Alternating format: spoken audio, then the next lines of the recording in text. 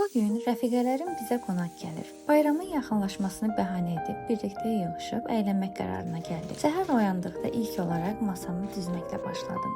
Yeni aldığım yeni il dekorlarından istifadə edib süfrəmin dizaynını verdim. Daha sonra mətbəxə keçib hazırlıqlara başladım. Düşündüm ki, 3 cürə salat eləyim. Əslində milli yeməklərin heç birini hazırlamaq fikrim yoxdur. Çünki hazır bayrama görə yığışmaq qərarı almışkən atışdırmalı süfrə açmağı uyğun gördüm. İlk olaraq hər kəsin bildiyi mimoza salatını hazırladım. İkinci seçimim tuna balıq salatı oldu.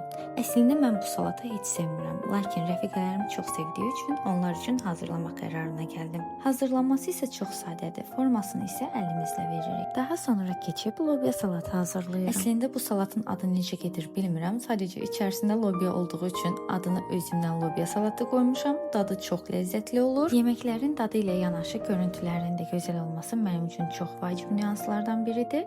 Daha sonra keçirəm soyuq qəlyan altıya. Bunu badımcan vasitəsilə hazırladım.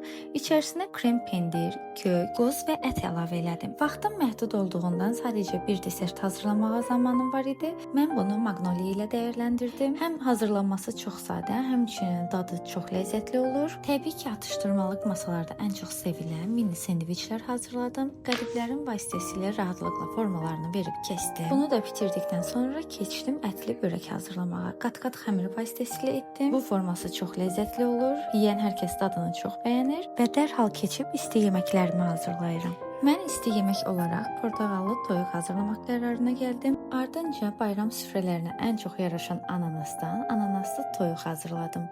Dadı kimi görüntüsü də çox gözəl oldu və ardınca keçirəm brusketalar hazırlamağa. Bunu isə sırf sağlam qidalanan rəfiqəm üçün etdim. Rəfiqələrimin hər biri üçün ayrı-ayrılıqda hədiyyə düzəltdim, çünki onlar mənim üçün çox dəyərlidir. Mən artıq süfrəmi yekunlaşdırdım. Ümid edirəm rəfiqələrim də çox bəyənəcək.